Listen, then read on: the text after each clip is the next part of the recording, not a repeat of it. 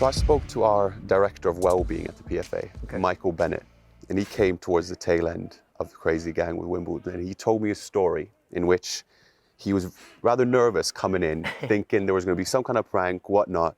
Looked around, nothing had happened. Yeah, came out to the training ground, and the players just created this ring, and there were boxing gloves in there. Yep. And he asked what happened, and he said, "No, there's going to be a boxing match." And he thought, "It's going to be me." No, it's between the manager and Dennis. Yeah, I do remember it. Yes, and Bobby Gould was the manager. And what happened was I've been promised to kind of let's say be sold. Okay, so Sam Hammam promised me and Bobby Gould promised me that if they got a certain amount of money, they would sell me.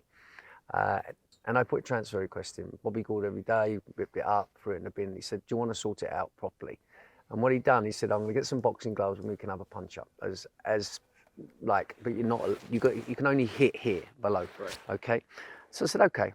And he put him in there because I think he just wanted to get me out of where I was, as in at the moment. I was like so frustrated. And he said, "Come on in." And we had basically a fight with the boxing gloves. And I caught him in the rib and I broke his rib. And he didn't tell anyone until after when he went in. But it kind of calmed everything down. And it was a mad way that Bobby was. Yeah. You know, he thought of different things outside the box. And it actually calmed me down. I settled down. I was okay. I was only young at the time. But yeah, so it's true. We won't be seeing any of that here, will we? No, we definitely won't be seeing it here. No, that was a long, long time. That was when it was the crazy times of Wimbledon. So there was a lot of characters there. So it was something I learned, I got to say, a different way. But I get where he was going with it in the end, you know, and it did calm me down in the manner, and he got my frustration out, and he had a little go at me as well, which was great. And I respect him. I really do. And to this day, I still respect him. What would you say is the difference then between yourself as a player and now as an executive? Oh, there's a lot of difference. One, I think you've got to rely on the players, whereas when you're a player, you play. You go out there, you enjoy it. But then when you go to a different role, there's different responsibilities now. You know, the running of the whole football club is very important. I think when I first came here, they kind of bought a badge, and there was no training ground, there was no youth here. We had a year-by-year lease on the very derelict ground as it stands at the moment, and it's something we're looking at to redevelop. So yeah, I started really from scratch, which was brilliant, because I had a scenario when I was at Newcastle, obviously, and when I was at Newcastle, I was always working under certain individual people, and I never really could progress myself and want to do what I actually wanted to do. Mm-hmm. But coming here, it's just allowed me to do everything that I want to do. And I went out and obviously bought a training ground, as you see. It's 8.5 acres. And also I brought the youth back in. I brought in some coaches, Mark Bircham and obviously David Bell. I brought in English guys to mix with the Italian coaches, you know, and now we go from the really young age all the way through, which is something that was important.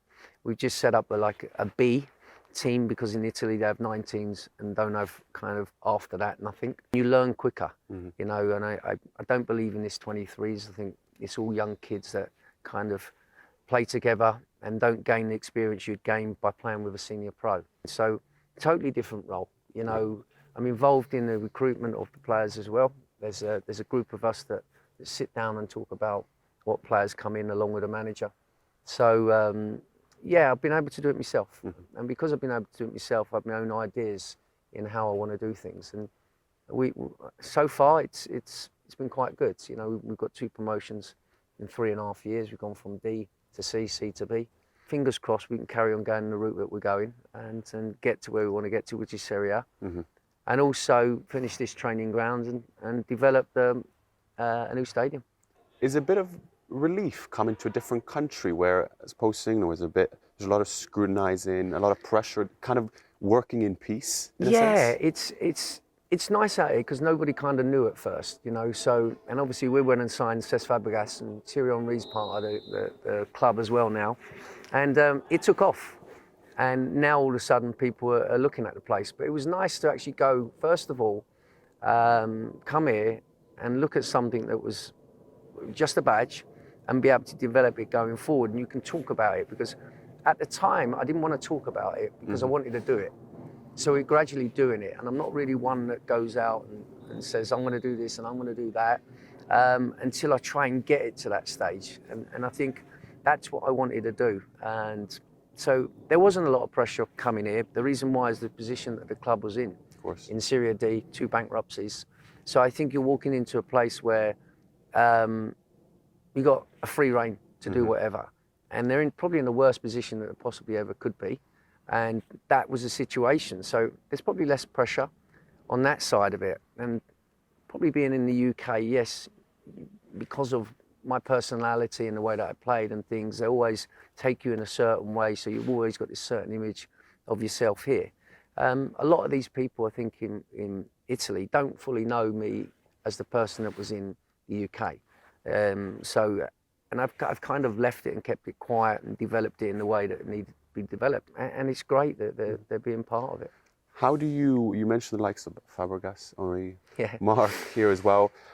How do you sell the dream in creating a culture as follows? Yeah, it was quite funny because when I sat down with Cess and we had a Zoom, it came about really from the fact that I was trying to sign Louis Binks, and Louis Binks was looked after by Darren Dean.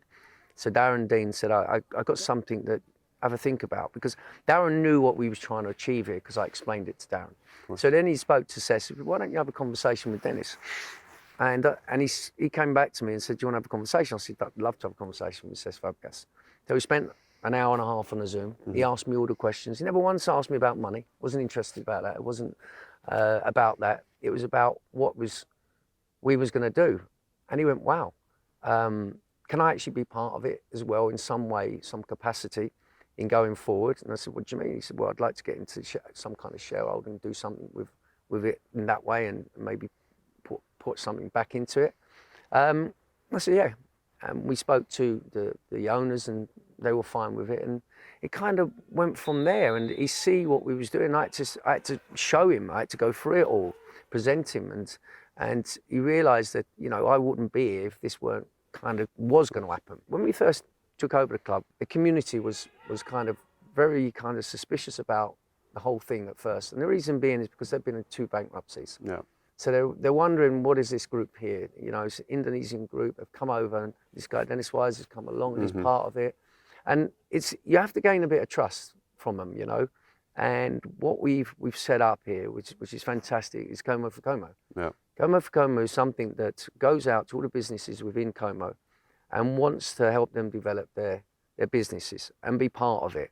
We've give quite a bit of money towards schoolings, quite a bit of money to Communal, to try and help around the community, because they need to be part of everything that we're doing at the football club as well.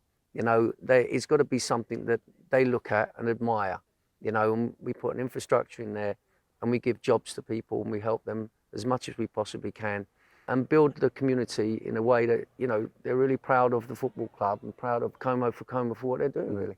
Yeah, I suppose it's about creating a legacy beyond what's on the pitch. Yeah, it is, and that's what we want to do, because it's such a wonderful place. We want to obviously attract people to come to Como and have different ways, like be part of the yacht club and come and do the aero club and then come to a game. And so we want to put it in a collective package, so people come to Como and there's a lot for them to do, and we're part of that. We're one part of it, we want to build a stadium because we play 19 home games, but we also want to build a stadium that can host maybe one of any tournaments that pop up in 2030 in Italy, and we want to be part of it, and also to put some kind of festival, to put some boxing, put all different things, events for the locals and for the club as well.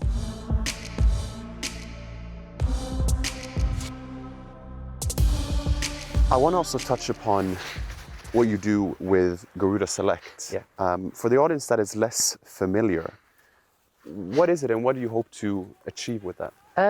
Well, it's an opportunity. When I went to, Millwall asked me to go to Indonesia and help a little bit with the PSSI and the football over there. So I went over there, And it just gives an opportunity to not only see boys that are working within the PSSI, but outside in the villages, because there's actually some talent there, right? So we had one boy, Braith. He was in a village, and I went to this village, watched the game, and I dragged him out, and we put him in the PSSI, which is the National Boys, with some others, trained, and then I took him to the UK. I took him to the UK to develop him and make him better. And now he plays for the national team. He's got a club that is an Indonesian Super League. So now it gives an opportunity. And so someone gave me an opportunity, Dave Bassett gave me an opportunity when I first started, when people told, and he gave me that opportunity. So I always feel that I want to give something back. So Garuda is something that can help boys to develop. It changes a lot of their lives from where they live and where they're from. And that's something I enjoy. We also have some boys from Senegal. We have some Italian boys. So there's a mixture, there's a different culture within that. And all I want to do is help them boys, give them the best knowledge, football knowledge they can possibly do, and help them get a club to develop themselves and kind of do well for themselves, really. Even when you were a manager, you were always good at pushing forward the youth as well. I was always keen to put the youth ones in. You know, every club that I've gone to, from Swindon to Millwall to every real club that I've managed to lead, I've always give the youngsters an opportunity to go in and play, because it's really funny. It's frustrating the fact that a lot of managers say, "Oh, you know, he's not enough experience, but he's young. Maybe if I stick him in, he's too young." But I think if you're good enough, stick him in. And what I don't agree with is this experience scenario, because you'll see experienced senior pros doing the same mistakes as a young 17-year-old or 18-year-old kid. You could clip it up and you could show that, and then you could clip it up the kid and you could show that. Yeah. And they'd be doing the same mistakes. So they always use this excuse of, he's only young, he hasn't got a lot of experience. I sling them in. I sling them in to see how they do, and show me if you're good enough. You're young enough, it doesn't matter. Go in, if you're good enough, you play. And that's what I was always willing to do, because people give me an opportunity. So I kind of want to give them an opportunity, and that's kind of it. Do you miss it all, managing? No, don't miss managing. I was too intense with managing. I think I wanted to do everything. I enjoyed it at the time, but I enjoy kind of trying to help in a different kind of way now, by being part of this and trying to help kids to develop and get places and fulfilling their dreams, but also what we do with these boys, we teach them English. We try to do level 1, it's a coaching badge, so they get other things as well along the way. So not every one of them is going to make it. I get that, but if you can give them something back that gives them an opportunity in a different way, then why not? I guess it's what Otto Rehhagel said. He said, "Win short term, plan long term," and yes.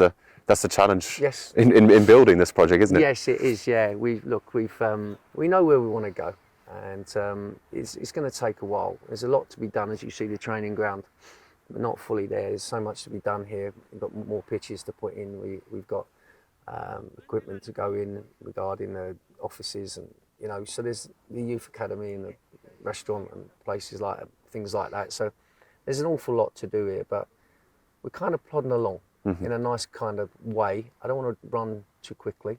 I want to plod along and get to where I need to get to. So when the day, touch wood, comes and we get into where we want to get into, which is Serie A, we're ready for it. At the moment, we're not ready for something like that right now. In time, we will be. Sure, people will be excited to follow. Yeah. Dennis, pleasure. Thanks a lot. Thank you, Bodo.